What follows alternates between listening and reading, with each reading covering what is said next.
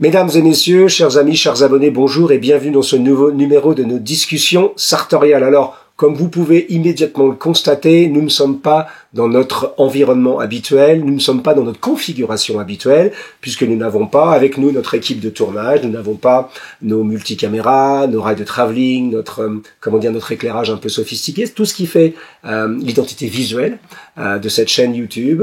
Nous n'avons pas tout ça pour la bonne et simple raison que, comme j'imagine la grande majorité d'entre vous, nous sommes confinés avec Sonia aux États-Unis d'Amérique, dans un petit cottage en Géorgie du Nord, au fin fond de la forêt. Alors nous sommes venus en Géorgie du Nord, qui est la ville d'origine de Sonia, c'est à 160 km au nord d'Atlanta, pour des raisons familiales au début du mois de mars. Et on pensait rentrer en France, notre billet d'avion était pour le 17 ou le 18 mars, et je pense que c'est tombé juste dans le jour où les frontières ont été fermées, notre vol a été annulé 2 fois de suite, et en fait nous avons été obligés de rester ici. On s'est beaucoup posé la question avec Sonia, en se disant, voilà, est-ce que, eu égard à l'environnement, à ce qui se passe aujourd'hui au niveau planétaire, à cette crise sanitaire très importante, est-ce qu'il est bien raisonnable de continuer pour nous à enregistrer et à diffuser nos discussions sartoriales? Est-ce que vous n'avez pas d'autres préoccupations? Est-ce qu'il ne devient pas un peu trivial de parler d'élégance masculine, de costumes sur mesure, etc. Et puis finalement, on en a parlé avec certains d'entre vous, on a reçu pas mal de messages et on s'est dit que, au contraire, on allait faire contre mauvaise fortune bon cœur, on allait mettre toute notre énergie et on s'est dit, voilà, on va continuer, coûte que coûte. Alors avec un matériel beaucoup plus léger qu'on a pu d'ailleurs acheter grâce à votre soutien sur notre page Patreon, grâce à nos patrons, que je remercie au passage. Donc on a acheté un petit peu de lumière, un petit peu de son, donc tout ça va être beaucoup moins sophistiqué, pour, j'espère, pas trop de temps, les quelques numéros qui vont venir dans les semaines qui vont venir, puisqu'on pense rentrer en France début juin. Mais on va essayer quand même de vous donner un maximum de qualité avec les moyens du bord. Voilà. Aujourd'hui, nous allons parler d'un sujet qui va faire plaisir à beaucoup d'entre vous, un sujet que vous nous demandez de traiter depuis très longtemps et que depuis très longtemps on a esquivé, on a fait en sorte de ne pas le traiter, pour la bonne et simple raison qu'on ne se considère pas avec Sonia comme des experts en la matière. Vous savez qu'on aime bien, sur cette chaîne, on a un vrai souci du détail, on aime bien, comprendre à fond ce dont on parle, on aime bien étudier à fond ce dont on parle, et donc on n'est pas un spécialiste. Le sujet dont je parle, vous l'avez deviné sans doute, c'est le sujet des montres. Beaucoup d'entre vous nous ont demandé, mais monsieur Jacomet, c'est un accessoire important pour finir une tenue, pourquoi vous nous parlez pas des montres? Alors on vous parlait pas des montres parce que on n'est pas des spécialistes. Autant on est des spécialistes, ou en tout cas on est des passionnés d'art-tailleurs, bottiers, chemisiers, accessoires, mais la montre, le garde-temps, comme on dit chez les puristes, c'est quand même un autre univers. C'est un univers qui demande presque une vie, je pense, pour vraiment comprendre comment ça fonctionne. Donc, d'un point de vue technique, on n'est pas du tout au niveau de certaines chaînes YouTube qui sont d'ailleurs excellentes. Il y en a beaucoup sur YouTube qui parlent des montres de manière très précise. Mais pour autant, si on s'en tient d'un point de vue totalement stylistique, et c'était notre réflexion avec Sonia, se dire, finalement, peut-être que si on considère la montre masculine comme un élément de style venant finir ou accessoiriser une tenue, peut-être que là, du coup, on a peut-être notre mot à dire et de manière légitime. Et c'est ce que nous allons essayer de faire aujourd'hui avec cet épisode qui s'intitule « Les 15 montres les plus élégantes sur le marché ».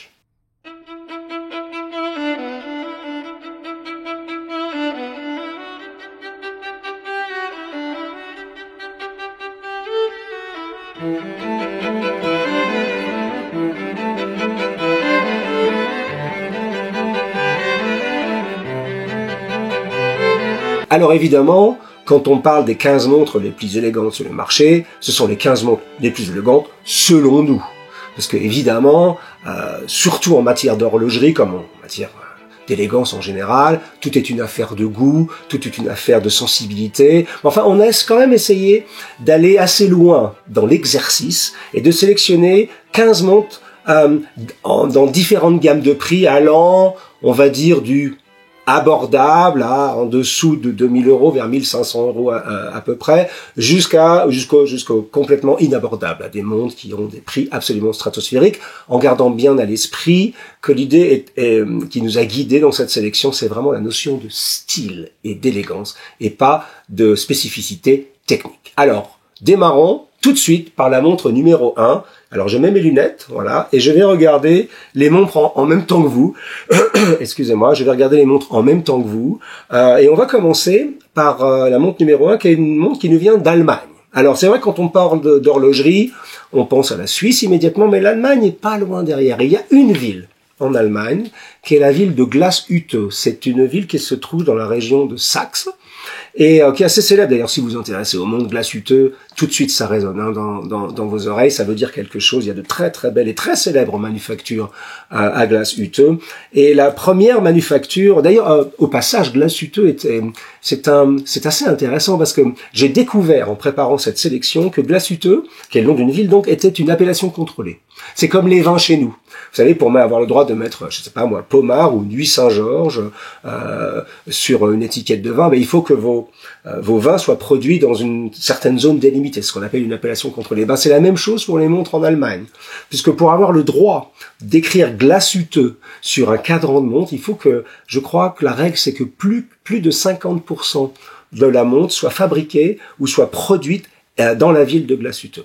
Et la première maison donc que nous avons sélectionnée, produit 90% de chaque montre est produit directement, même le mouvement interne est produit directement dans l'atelier dans la ville de Glashütte. Cette entreprise s'appelle Nomos Glashütte, et la montre que nous avons sélectionnée, c'est le modèle Ludwig.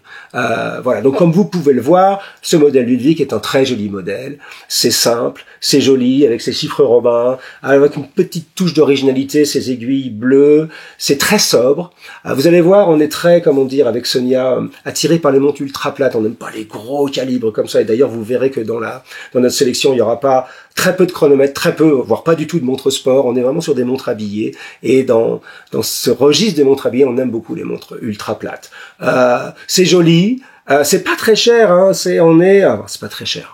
Toute proportion gardée, bien évidemment, mais je suis aux États-Unis, je l'ai pris en dollars, mais c'est 1960 US dollars, donc on doit être aux alentours de 1600, 1700 euros, peut-être un petit peu moins, en Europe. Donc, c'est une jolie montre. Je pense que pour démarrer dans la haute horlogerie, avec un budget entre guillemets accessible, c'est une très très bonne maison. Donc, sélection numéro 1, la Ludwig de la maison Nomos Glashütte en Allemagne.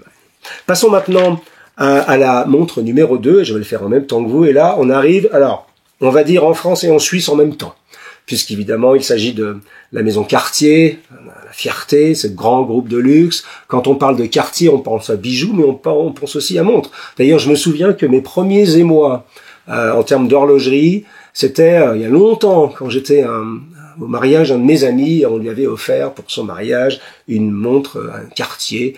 C'était une Santoche d'ailleurs, je pense, mais et je crois qu'il avait eu une Tank également. Il avait eu 2 montres et j'avais rêvé. C'est une très jolie montre d'ailleurs. Donc c'est la montre numéro 2 qu'on a sélectionnée. C'est la Tank Solo de chez Cartier. Alors pourquoi la Tank Solo? Parce que d'abord, je pense qu'elle est un peu incontournable, même si j'aime pas ce mot-là. J'aime pas les choses incontournables. Enfin, quand même, celle-ci, c'est quand même une déclaration de style.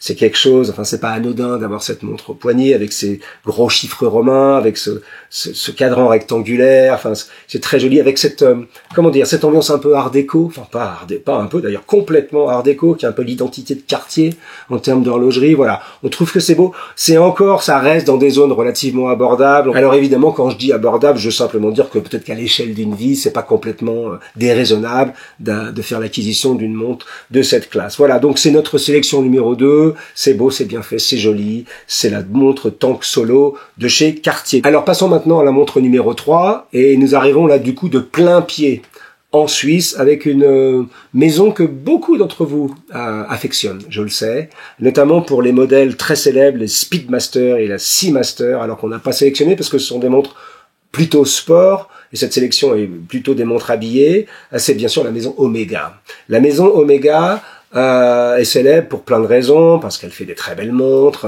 mais aussi pour quelque chose qui, moi, m'a toujours un peu fasciné, c'est que c'est la première montre qui est allée sur la Lune. Avec Neil Armstrong et Buzz Aldrin. Et d'ailleurs, pour la petite histoire, Buzz Aldrin, qui était donc le 2e homme à avoir marché sur la Lune en 1969, avait sa Speedmaster au poignet, alors que Neil Armstrong, qui est le premier homme à avoir marché sur la Lune, comme vous le savez, n'avait pas sa Speedmaster au poignet pour la bonne et simple raison qu'il avait dû la laisser dans le module lunaire au troisième astronaute, Michael Collins, parce que l'horloge du module lunaire était en panne. Et donc, il avait laissé donc sa Speedmaster. C'est une idée. J'adore cette histoire parce que c'est quand même iconique d'avoir la montre qui est allée pour la première fois sur la Lune. Pour autant, on n'a pas sélectionné ce modèle-là. On a sélectionné chez Omega le modèle Deville Prestige coaxial 39 mm. Excusez-moi, c'est un peu technique. D'ailleurs, je suis pas sûr de savoir ce que coaxial veut dire, mais voilà, c'est une très jolie montre. C'est pas ce à quoi on s'attend généralement avec Omega, qui est plus célèbre pour des choses un peu plus sport, mais moi je trouve cette montre absolument bluffante, de simplicité, d'élégance, c'est joli, c'est bien fait, c'est Omega, donc c'est de très haute qualité, et ça reste, alors toujours toutes choses égales par ailleurs, plutôt abordable. En dessous, là on est à $3 700, donc vous voyez, on n'est pas dans des tarifs complètement stratosphériques. C'est un très joli produit. Voilà. Donc sélection numéro 3, la Omega Deville Prestige coaxial, une très jolie montre de chez Omega, cette magnifique manufacture. Pour la montre numéro 4, nous allons maintenant aller au Japon. Alors, j'avais envie de vous dire, on va prendre l'avion, on aimerait bien prendre l'avion en ce moment. Et c'est vrai que le Japon, c'est quand même un pays assez extraordinaire, parce que dans le monde de l'élégance masculine classique, c'est incontournable. Hein, je veux dire, en termes de tailleur, il y a des bottiers japonais qui sont géniaux. On connaît ces gens-là, leur souci de la précision, leur souci presque obsessionnel de la qualité, leur protection de l'artisanat. Et il y a une maison très célèbre au Japon, qui s'appelle la maison Seiko. Alors peut-être que pour vous, moi quand j'étais gamin, Seiko, ça voulait dire les montres à quartz. Hein. C'était ces montres qui nous fascinaient d'ailleurs, mais c'était pas forcément des très belles montres mécaniques. Puis j'ai découvert plus tard que Seiko avait une gamme dite de luxe qu'appelait Grand Seiko, et qui faisait des montres classiques absolument de toute beauté, et pour des tarifs qui restaient entre guillemets encore abordables. Et celle que j'ai sélectionnée, qu'on a sélectionnée avec Sonia, c'est celle-ci. Donc excusez-moi pour le nom, il est un peu technique, c'est pas très sexy, s'appelle la SBGK007. Alors 007, ça me fait penser à James Bond. J'ai d'ailleurs dit dans l'épisode anglais que peut-être ça voulait dire que cette montre avait été portée dans des épisodes de James Bond. Il se trouve que Sean Connery et Roger Moore dans les années 80 ont eu quelques Seiko au poignet, mais pas ce modèle-là. Mais toujours est-il que c'est une très jolie montre. C'est joli là. Bon, celle-ci a deux complications. La seconde, la réserve de marche.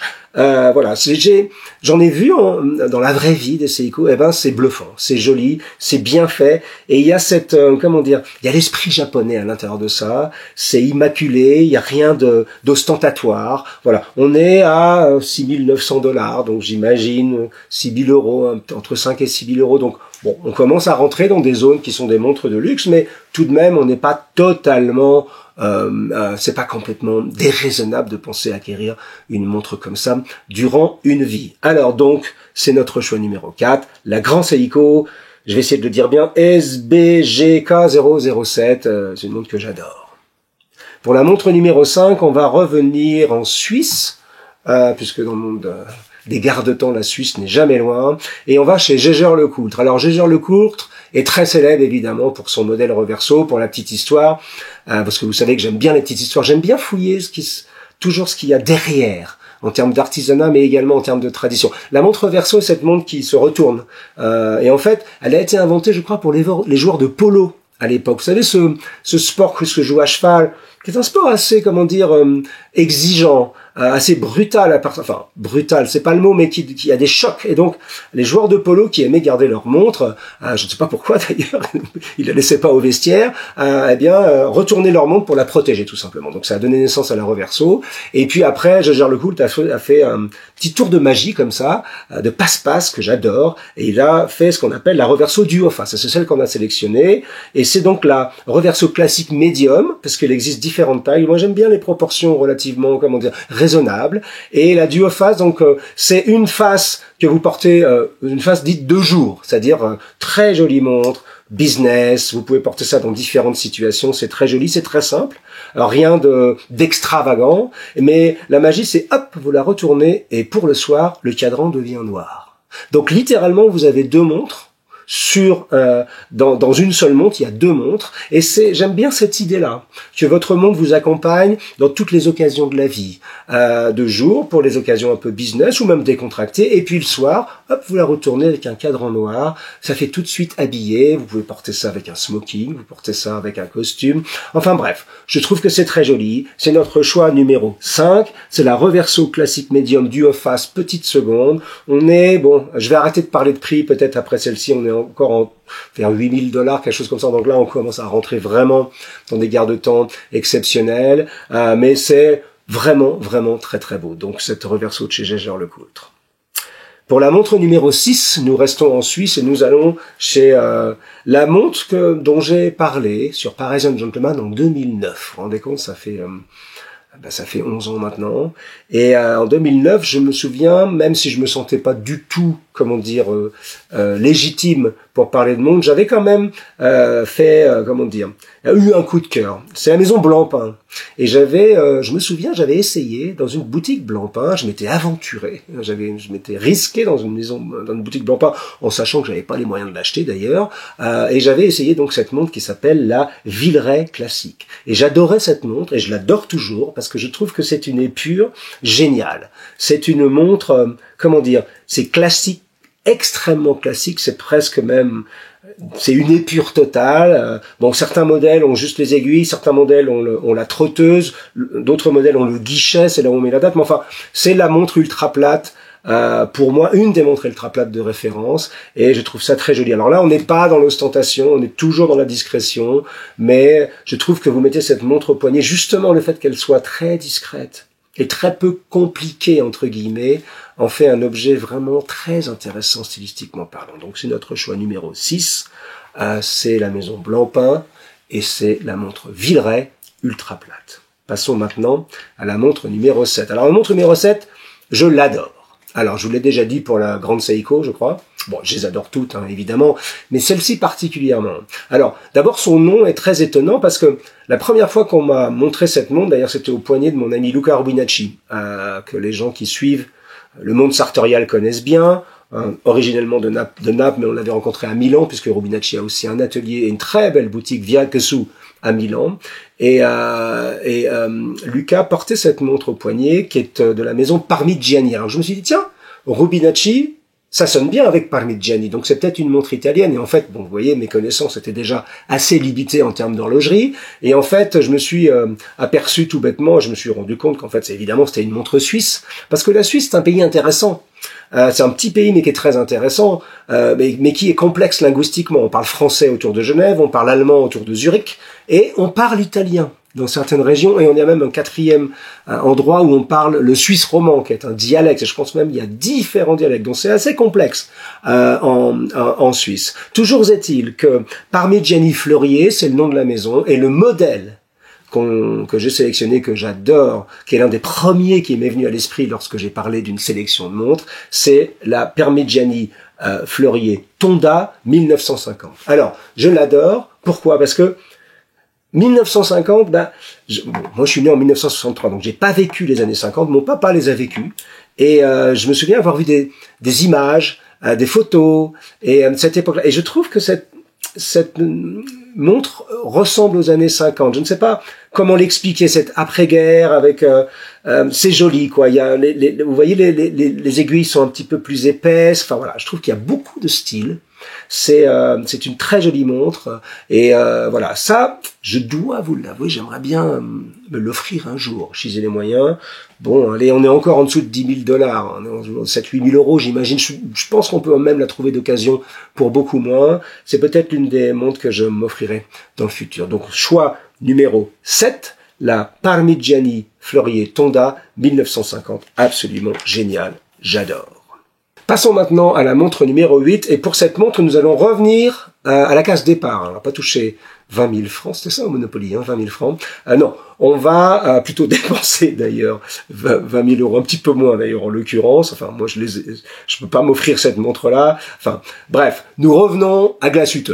Vous savez, on a commencé avec Nomos Glashütte, donc on revient dans cette bonne ville de Glashütte en Saxe, en Allemagne, et là on va dans l'une des institutions de la belle montre germanique, C'est la maison, j'essaie de bien la prononcer en souvenir de mon professeur d'allemand en 4e et en 3e. J'étais pas très bon en allemand, hein, mais j'ai gardé l'idée que le umlaut, donc le fameux tréma au-dessus du O, faisait que le O devenait E. Voilà, donc c'est la maison A Lange and Söhne, qui veut dire, j'imagine, Söhne, ça veut dire sons, j'imagine. Alors, A Lange and Söhne, pour les amateurs de belle horlogerie, évidemment, c'est une maison iconique.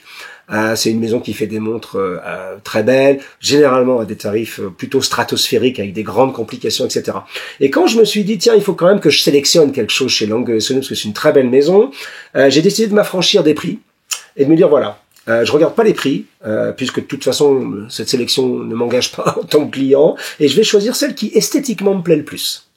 Et alors, donc, j'ai choisi celle-ci, qui est la version, le modèle Saxonia Thin. Thin voulant dire plat.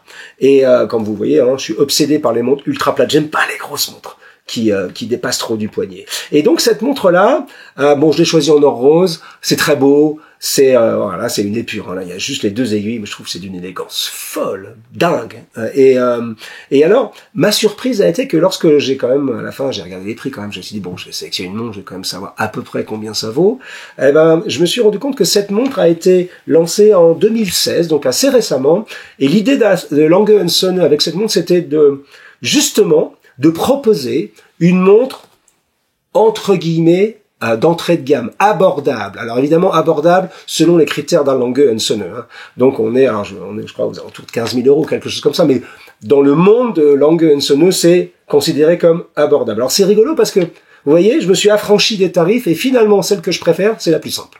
Et d'ailleurs, c'est pas loin d'être notre philosophie globale. On a l'impression que sur notre chaîne, si vous avez regardé plusieurs épisodes, vous découvrirez assez vite que en fait l'élégance vraie, la vraie élégance est souvent synonyme de simplicité. Mais on va y revenir en détail à la fin de cette émission. Donc sélection numéro 8 de la maison Lange & Söhne à Glashütte en Allemagne, le modèle Saxonia Thin. Passons maintenant à la montre numéro 9 et on revient en Suisse. Vous savez, hein, quand on parle de montre, on revient toujours en Suisse. Et on va chez Breguet. Alors Breguet, grande maison, alors je vais m'aventurer à dire, mais les spécialistes me confirmeront ou infirmeront ce que je suis en train de dire. Il me semble que Breguet est l'inventeur du tourbillon. Vous savez, le tourbillon, c'est la fameuse complication presque ultime. C'est très complexe, un tourbillon. Je sais pas comment ça marche, hein, mais je sais que c'est extrêmement complexe. Et chez Breguet, alors on a sélectionné une montre que j'adore depuis longtemps, qui est une montre classique extra plate. Vous voyez, je suis obsédé par les extra plates. Et regardez cette montre. Autant la Tonda faisait 13 années 50, autant celle-ci, pour moi, ça me fait penser quand même très fortement. Vous enlevez le bracelet et ça ressemble à une montre à gousset. J'ai récupéré celle de mon grand-père il y a quelques années. Bon, évidemment, mon grand-père étant cordonnier, il avait absolument pas les moyens de se payer une Breguet. C'était une montre très très simple, mais il y avait quelque chose de ça. C'est très années 20, années 30. Je crois que mon grand-père était né en 1912. Donc c'est très années 30, ça me fait vraiment penser. C'est un peu dans l'ambiance. Imaginez ça avec un gousset et une chaîne et la série Peaky Blinders. Beaucoup de gens nous envoient des commentaires en disant qu'est-ce que vous pensez de Peaky Blinders? C'est très joli, Peaky Blinders, le tweed, la casquette, c'est très années 20, les grands cols, les barrettes. Eh bien, je trouve que c'est un peu dans cet esprit-là.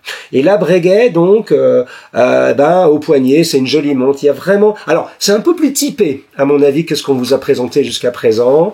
C'est vraiment une ambiance un peu surannée. Il faut aimer cette ambiance un peu du passé, mais c'est, je trouve, un très très très joli garde-temps. Et j'adore cette montre. Donc, c'est la Breguet classique extra plate et c'est notre choix, sélection numéro 9. Passons maintenant à notre sélection numéro 10. Alors nous restons en Suisse et nous allons chez la maison Vacheron-Constantin, une maison très célèbre. Alors chez Vacheron-Constantin, c'est pas facile à choisir une montre. Pourquoi? Parce que la gamme est extrêmement large, il y a de très belles choses. Mais pour autant, on s'y est penché très méticuleusement avec Sonia et on a choisi d'abord une collection qui s'appelle la collection des historiques. Qui est une Vacheron-Constantin a pris des modèles un peu historiques anciens et les ont remis au goût du jour. Alors on a hésité entre deux modèles, un modèle qui s'appelait le modèle américain avec ce cadran décentré qui est vraiment très sympathique, et puis finalement on s'est décidé pour la historique triple calendrier 1942. Alors c'est pas une montre de 1942, hein, c'est une réédition d'un modèle de 1942, donc pendant la guerre, et c'est une jolie montre ronde. Alors là, on est un tout petit peu plus, comment dire, j'allais pas dire sophistiqué, mais on ose un tout petit peu plus. Hein. C'est donc un triple calendrier. Donc c'est une montre jolie avec avec la date, avec le jour, avec le mois, avec la seconde. Et vous voyez, avec des petites touches, avec ce cadran un peu,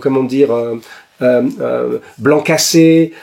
Puis je sais pas si vous le voyez bien, mais les aiguilles sont bleues. Et il y a même un tout petit peu de rouge à l'intérieur. Donc c'est un tout petit peu plus audacieux. Voilà, que les précédentes, mais ça reste une très jolie montre, un très joli garde-temps, extrêmement élégant, et je pense cette Vacheron Constantin-là, elle est, elle est polyvalente. Je la vois bien sur une tenue décontractée, mais je la vois bien aussi dans une tenue très formelle. Donc c'est une très jolie montre, et c'est notre choix numéro 10, la Vacheron Constantin, triple calendrier, 1942.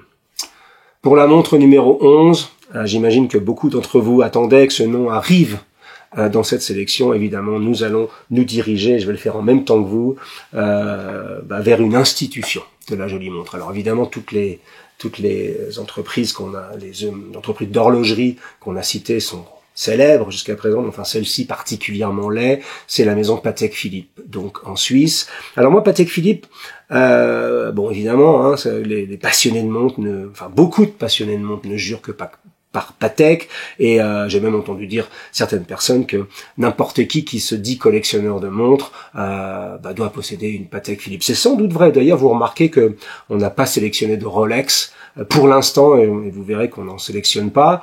On en parlera tout à l'heure. Moi, je suis pas un grand fan de Rolex pour plein d'autres raisons, surtout pour le symbole qui est lié au nom. Mais toujours est-il que Patek Philippe, je me souviens, une bonne quinzaine, peut-être 20 ans, je me souviens d'une campagne publicitaire qui m'avait, attiré. J'allais pas dire presque touché d'ailleurs. Et c'est rare, croyez-moi, que je sois touché ou attiré par une campagne publicitaire. J'ai plutôt tendance à avoir une aversion pour les mises en scène. Vous savez, dans les publicités, tout le monde est beau et gentil, etc. Mais là, il y avait une très jolie image, je me souviens. Et c'était un homme avec son fils qui devait avoir une dizaine d'années. Et le slogan, alors je sais pas si c'est mot pour mot, mais ça disait quelque chose comme: vous n'êtes jamais propriétaire totalement d'une Patek Philippe, vous la gardez pour la prochaine génération.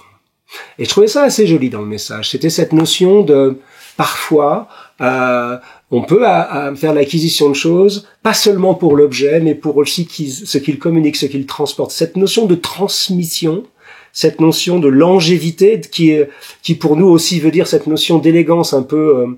les Anglais disent timeless, vous savez, cette élégance intemporelle, voilà, je cherchais le mot. Eh bien, chez Patek Philippe, c'est vraiment ça. Et le modèle, alors pareil, même chose chez Patek Philippe, il y a tellement de modèles qu'il est difficile, donc on est allé vraiment, à la quintessence de la montre ronde habillée. Alors, excusez-moi pour le modèle, le nom du modèle, il est pas très très sexy, c'est 5196G, et c'est ce modèle donc de la gamme Calatrava, très célèbre, et donc voilà, c'est une jolie montre qui, pour moi, on n'est pas loin d'être dans la quintessence de l'épure, de la montre de luxe, très belle, c'est pas ostentatoire, c'est extrêmement discret, et c'est une Patek Philippe, quoi. Je pense que c'est, en termes de proportion, c'est peut-être une des plus réussies, et en tout cas, moi, je suis en admiration. Alors, même chose, on parle pas de prix. Chez Patek Philippe, je pense qu'on parle pas de prix. Les connaisseurs savent à peu près ce qu'une montre comme ça... J'allais pas dire coûte, parce que j'allais plutôt dire vaut par rapport à coûter, parce que c'est deux notions un peu différentes. Coûter, c'est quand vous achetez quelque chose presque par obligation. Ça coûte, vous voyez. Vaut, c'est-à-dire valoir, c'est quelle est la valeur que vous donnez, non seulement pas au nom, là, il s'agit d'artisanat, il s'agit de mécanisme, il s'agit de, vous voyez ce que je veux dire, au geste et au génie de l'artisanat humain. Donc, montre numéro 11, magnifique, c'est la Patek Philippe Calatrava, 5196, G, petite seconde. Passons maintenant à la montre numéro 12. Et avec la montre numéro 12, 13, 14 et 15, donc qui seront les dernières de notre sélection, nous entrons dans un autre monde. Celui de l'horlogerie indépendante. Toutes les maisons qu'on a citées depuis le début sont des entreprises. La grande majorité d'entre elles, sont adossées à des groupes financiers. Donc c'est des gens, c'est des marques qui ont une certaine puissance de feu. Là, on va maintenant passer sur les 4 montres suivantes et qui termineront notre sélection sur l'horlogerie indépendante. Là, on est donc sur des horlogers indépendants qui généralement font de très petites quantités, pour certaines d'ailleurs même presque confidentielles, mais on n'a pas résisté au fait de partager ça avec vous, parce que là, on a vraiment des choses complètement extraordinaires. Alors là, la montre numéro 12, François-Paul Journe, le nom, je l'adore. J'adore la montre, mais j'adore le nom, c'est le chronomètre souverain. Alors, évidemment, là, on change. Alors, je vais pas dire qu'on change de monde, parce que Patek Philippe reste une très grande maison, mais enfin là, je pense qu'on va un tout petit peu plus loin. En termes d'élégance, en termes de... Je sais pas, il y a quelque chose d'exclusif chez Journe. Bon, là, il y a 2 complications, mais là n'est pas le propos. Et cette montre très simple, très jolie. Elle n'est pas ostentatoire. Bon, les connaisseurs voient tout de suite que c'est un objet complètement ahurissant, mais il y a rien d'ostentatoire là-dedans. C'est vraiment une jolie montre ronde, plate, mais il y a... Enfin, je sais pas, tout me plaît dans cette montre, les chiffres, les aiguilles, la réserve de marche, etc. Donc c'est absolument magique. C'est le chronomètre souverain de chez François-Paul Journe, bien sûr en Suisse, et c'est notre sélection numéro 12. Nous allons passer maintenant à la montre. Alors là, c'est difficile de dire montre, au garde-temps du coup. Numéro 13 de la maison Acrivia. Alors Acrivia, je ne sais pas depuis quand cette maison existe, je pense depuis peu de temps, puisque son fondateur, alors je vais essayer de bien dire son nom, il s'appelle Recep Recepi. C'est un jeune homme qui vient du Kosovo. Et je crois qu'il a travaillé d'abord chez Patek Philippe, puis qu'il a travaillé ensuite chez François-Paul Journe, donc vous voyez, il est passé par les bonnes écoles. Et Recep Recepi, si mes informations sont bonnes, je crois qu'à l'âge de 21 ans, j'ai lu ça dans un interview le concernant, il était déjà chef d'atelier. Je ne sais pas si c'était chez Patek ou plutôt chez Journe. Il avait sous sa responsabilité un atelier en entier à 21 ans. Vous vous rendez compte? Donc c'est un peu l'enfant prodige de la haute horlogerie, et il y a beaucoup de gens qui pensent parmi les professionnels que c'est aussi le futur de la haute horlogerie. Donc Recep Recepi est le modèle que j'ai sélectionné. Alors là, je dis ça à chaque montre parce que je les adore toutes, mais là c'est carrément génial. C'est le chronomètre contemporain de Recep Recepi, donc Acrivia. Alors, évidemment, là, on est sur des gammes de prix stratosphériques, mais surtout, je pense d'ailleurs que Recep Recepi, si vous voulez commander une montre comme ça, je pense qu'il y a une liste d'attente. C'est-à-dire qu'ils ont tellement de commandes, ils sont tellement adulés par les amateurs de haute horlogerie que leur petit atelier fournit difficilement. Donc on est sur des quantités extrêmement limitées, mais je ne résistais pas à l'envie de vous montrer cette montre, et surtout sa version noire. Alors, généralement, j'aime pas les montres à cadre en noir, mais cette version noire du chronomètre contemporain de Acrivia est absolument géniale. Donc montre numéro 13, la Recep Recepi chronomètre contemporain à couper le souffle, littéralement. Passons maintenant à la montre numéro 14. Et évidemment, la montre numéro 14, elle est un peu spéciale pour moi, parce que c'est une montre que j'ai portée à mon poignet. Je l'ai pas aujourd'hui, pendant 2 ans. Alors pas à temps plein, mais en 2018 et en 2019, puisque j'étais l'un des ambassadeurs de cette maison. C'est la maison Laurent Ferrier en Suisse, évidemment. Et alors Laurent Ferrier, c'est quelqu'un d'important dans le monde de l'horlogerie. D'abord non indépendante, puisque il a travaillé, je crois, enfin j'en suis sûr d'ailleurs, il a travaillé chez Patek Philippe. Je pense qu'il a travaillé 30 ou 35 ans, donc il a fait toute sa carrière chez Patek Philippe. Je pense qu'il était c'est lui qui a créé il était l'un des designers en chef de Patek Philippe. Et lorsqu'il a pris sa retraite, il y a quelques années, des gens lui ont dit, mais pourquoi, monsieur Ferrier, vous ne feriez pas des montres sous votre propre nom? Parce que vous avez tellement de belles choses dans la tête et vous êtes tellement un puriste de la haute horlogerie que ça serait plutôt sympathique que vous continuiez à créer des montres. Et c'est ce qu'il a fait.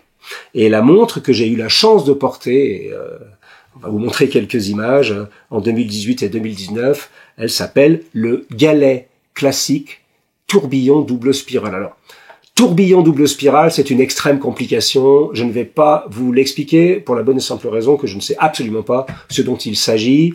Je l'ai porté à mon poignet, j'ai été fasciné par ce mouvement complètement dingue, mais je ne sais pas comment ça fonctionne et ça serait trop long. On a tellement de travail que j'ai pas eu le temps de plonger à l'intérieur de ça. Mais quand même, il y a une chose que j'adorais dans cette montre. D'abord, la portée, c'est une expérience presque sensorielle. C'est lourd et en même temps c'est léger, c'est joli. Vous sentez cette montre presque qui bat votre poignet, c'est sublime. Bon, évidemment, beaucoup de gens m'ont dit en termes de finition, de qualité de matériaux, il y a très très peu de choses au-dessus de Laurent Ferrier. Mais surtout, ce qui est intéressant, c'est que moi, ce que j'aime particulièrement, c'est que le tourbillon double spiral. Vous vous rendez compte, ce niveau de complication, il est, généralement, quand on a ça, on a envie de le montrer. Donc, moi, j'ai vu des choses, des montres complètement extravagantes, avec des complications sur le devant du cadran, etc. Chez Ferrier, le tourbillon, il est à l'arrière de la montre. Vous vous rendez compte du message? Quel est-il, ce message? C'est, je possède une montre qui vaut, pour la grande majorité d'entre nous, le prix d'une maison, et qui a une complication complètement incroyable, et elle est au dos de la montre. C'est-à-dire que moi seul, je sais qu'il y a cette complication. Donc, pour moi, c'est le sommet de la discrétion et de la sophistication.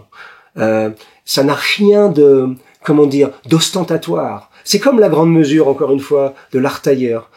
Seul vous savez que vous avez ça. Alors évidemment, si vous avez envie de le montrer à l'un de vos amis, ou une connaissance, pour ensemble essayer de découvrir cet objet, vous pouvez bien sûr enlever votre montre et le montrer, mais en première intention, l'idée c'est plutôt de le garder pour vous et de rester extrêmement discret. Et je trouve ça absolument génial. Je pense que c'est l'un des sommets de la sophistication, c'est-à-dire avoir des choses d'une grande valeur comme ça, mais ne pas le montrer à tout le monde et à tous les regards. Il n'y a rien de pire que ces grosses montres avec des diamants, enfin, à mon avis, puisque la montre devient le centre de l'attention. C'est-à-dire, vous avez vu comme j'ai une belle montre? Je pense pas que ça soit ça, l'élégance, mais enfin, évidemment, ça ne reste que mon avis. Donc, montre numéro 14, Laurent Ferrier, galet classique de tourbillon double spirale. Excusez-moi, c'est un peu long à dire, mais j'ai eu l'habitude de le dire pendant 2 années, qui est une montre absolument géniale.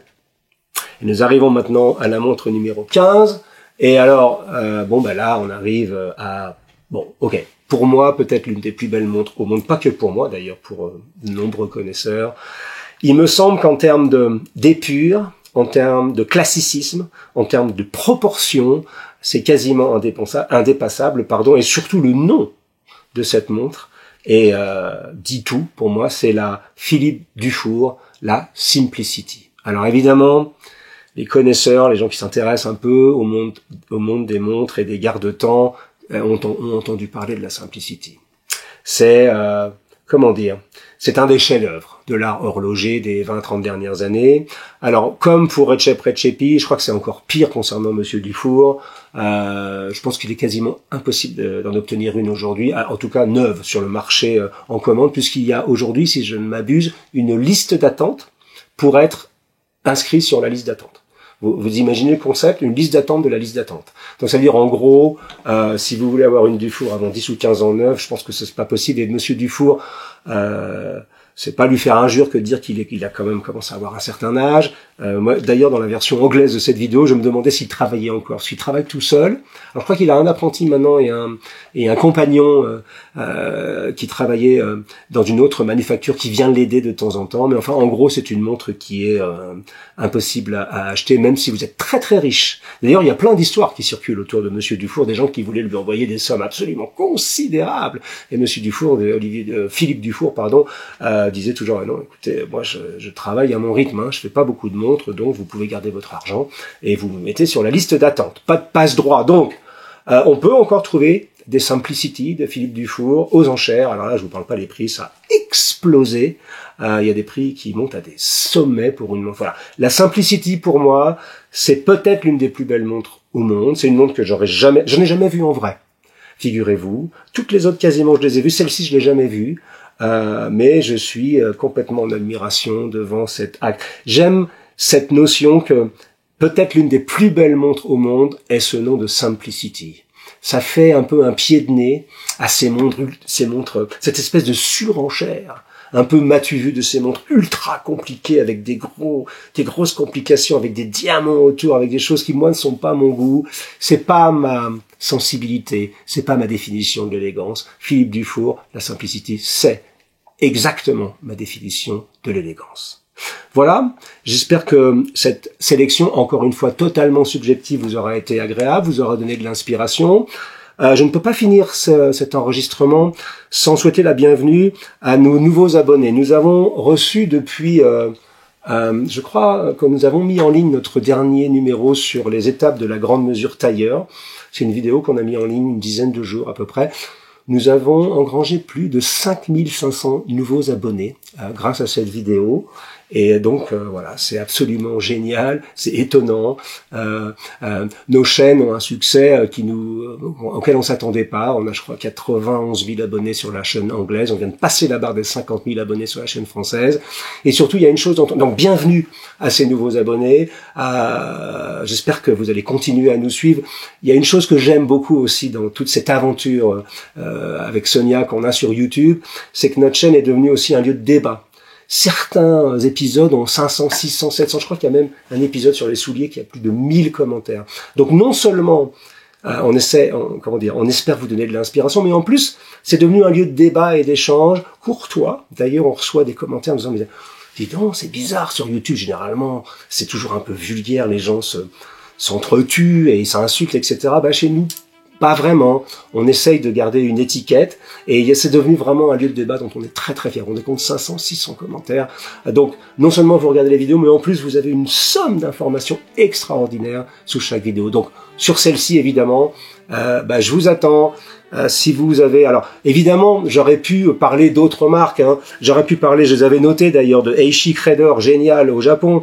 J'aurais pu parler de IWC, de Chopard, de Jacket Rose, de la Rolex. Alors, Rolex, c'est pas mon truc, mais la Rolex Cellini est quand même un très joli modèle.